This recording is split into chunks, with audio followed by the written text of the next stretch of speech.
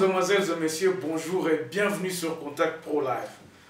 Nous revenons encore près de vous après un petit moment. Nous sommes toujours confinés ici en Afrique du Sud, mais nous avons pris un peu de vacances, pas de vacances, mais nous étions un peu empêchés par certaines obligations que nous étions en train de faire. Maintenant que nous sommes là, l'actualité est vraiment dominée par des choses graves. À Uvira, ça crache, il y a des militaires militaires rwandais sur le sol congolais vers le nord Kivu, même si le gouverneur l'avait il n'avait pas accepté, il a démenti. À Kinshasa, le président de la République est dans un tourbillon pas possible, donc il ne parle pas, ou il y a une certaine... Mais il a quand même fait un conseil de ministres, il a présidé le conseil de ministres, toujours dans l'état d'urgence. De l'autre côté, il y a Kamere qui est toujours emprisonné, donc l'actualité est tout. Mais qu'est-ce que nous recherchons dans notre tranche toujours? Je rappelle pour ceux qui nous rejoignent pour la première fois, que nous, ici à Contact Pro Live, nous essayons un peu de faire un parallélisme entre ce qui se passe comme actualité, ou se disent, ou se prennent comme mesure, ou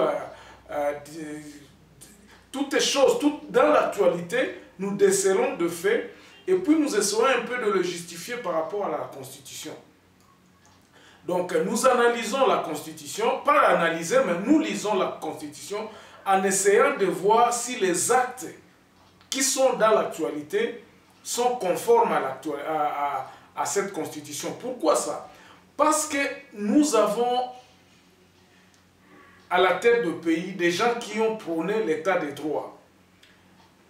Nos dirigeants actuels qui étaient dans l'opposition, qui réclamaient à haut et à tort que nous devons implémenter l'état de droit. La semaine passée, j'essayais un peu de vous expliquer qu'est-ce que l'état de droit. Je vous disais que l'état de droit, c'était l'état où la Constitution est au-dessus de tout le monde. Donc le droit est lui, on résume les lois là par le droit.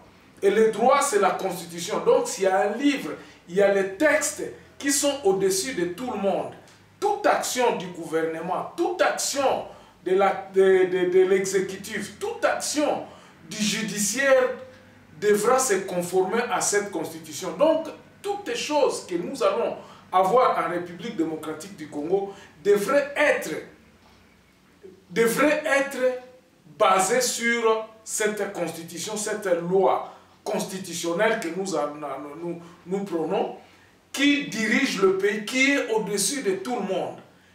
Et le président de la République, disons l'exécutif, le judiciaire et le législatif. C'est pour cela, vous allez voir que quand on parle du Parlement, quand on parle du Sénat, quand on parle de l'État, du parti législatif, on doit toujours se référer sur la loi constitutionnelle qui est le droit, qui est la Constitution.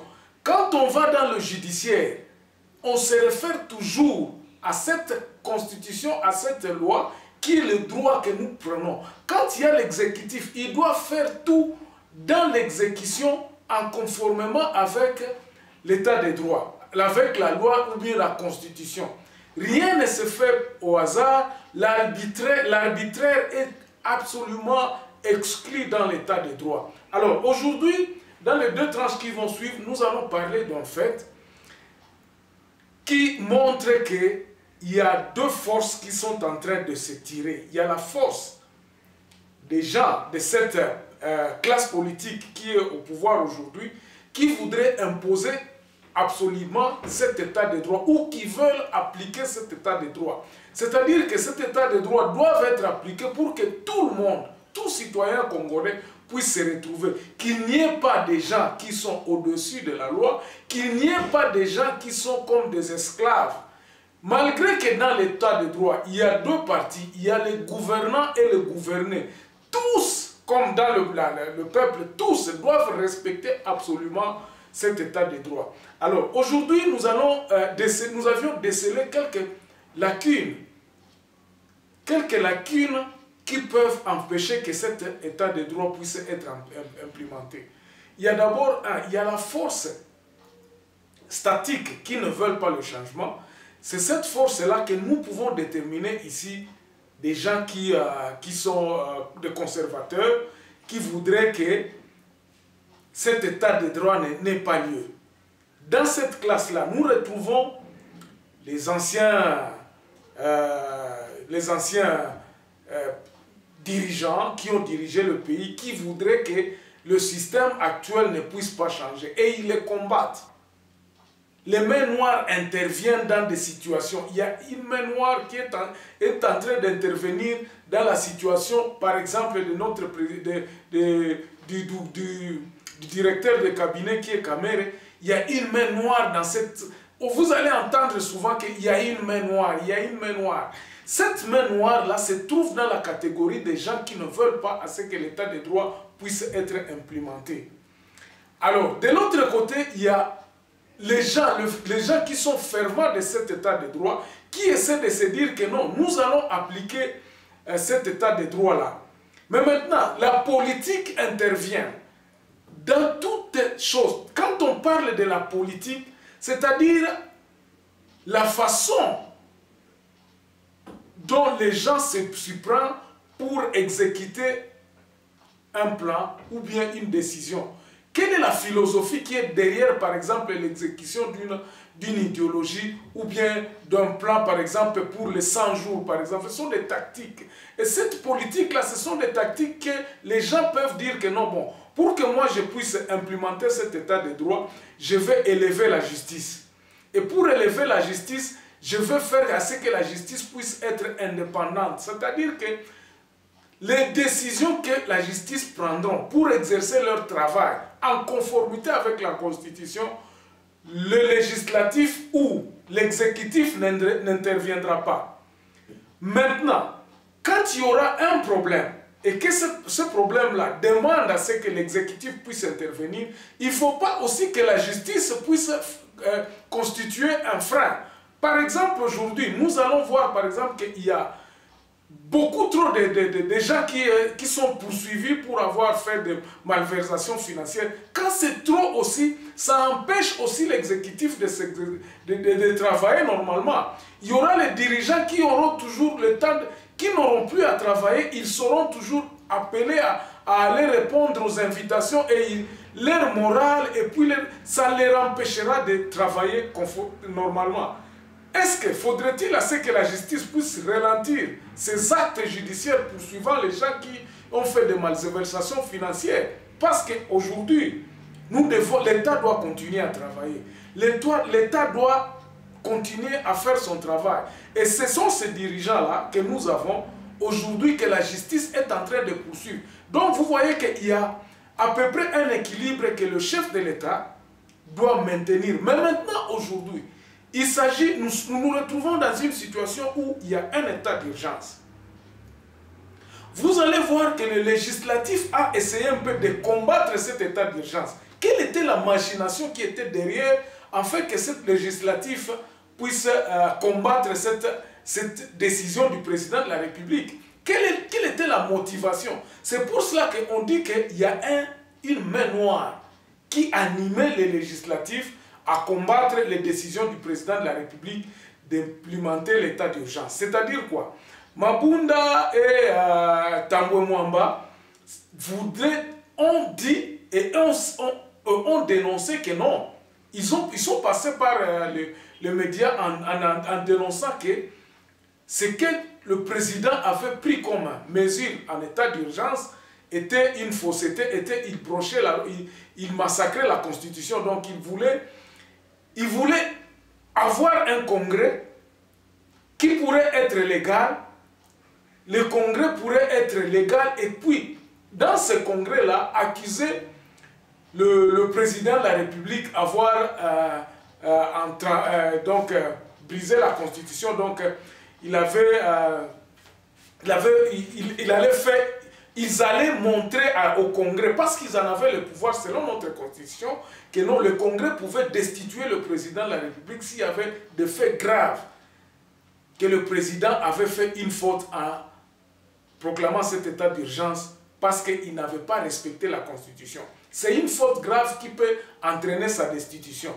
De l'autre côté, vous voyez que maintenant le président avait une certaine pression. Il a recouru à la Cour constitutionnelle pour régulariser ce qu'il avait dit comme proclamation de cet état d'urgence. Il a gagné la bataille. Mais regardez maintenant le climat dans lequel nous sommes. Le président de la République se trouvant, proclamant l'état d'urgence lui donne tous les pouvoirs. Et la Constitution, qui est sa juridiction, où il est jugé, où il est... parce que si par exemple les législateurs, c'est-à-dire le Sénat et l'Assemblée nationale, réunis en congrès, pourraient demander la destitution du président de la République, ils pouvaient motiver ça et puis monter une accusation et demander à la Cour constitutionnelle de regarder. Ils pourront demander à la Cour constitutionnelle de destituer le président de la République en donnant les argumentations. Souvenez-vous que ce sont eux qui sont majoritaires sur le Parlement. Donc, sur le Parlement, au Parlement et puis à l'Assemblée nationale. Donc, ils pouvaient carrément motiver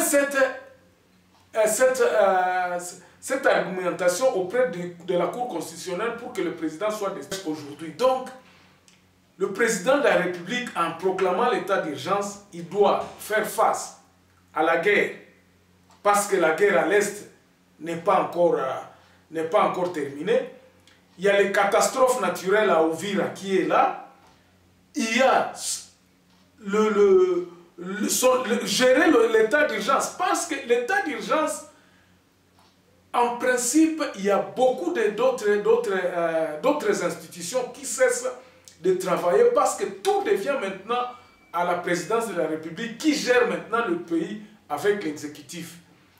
Et si, comme l'état d'urgence a été accepté par la Cour constitutionnelle, maintenant le président de la République doit créer en principe une équipe restreinte qui va gérer le pays pendant cet état d'urgence afin que l'état d'urgence, le Covid-19, cette maladie puisse s'arrêter et remettre maintenant, quand le pays va, cet état va passer, remettre le pays maintenant dans la même structure normale. C'est-à-dire que l'exécutif va commencer à se réunir régulièrement, le législatif aussi rentreront au Parlement en train de continuer à examiner les lois et tout. C'est un problème. Donc voilà le terrain sur lequel le président de la République est en train de jouer maintenant et confirmer aussi confirmer ce qu'il voudrait faire du pays. Maintenant là, ça c'est le premier point. Maintenant nous parlons ici de la main noire. Parce que le président est menacé. Nous allons maintenant revenir à cela dans la deuxième partie de notre émission, en vous parlant maintenant de faits et en vous évoquant pourquoi est-ce que cette main noire est en train de poursuivre le président de la République. On revient dans la deuxième partie. Au revoir et à demain.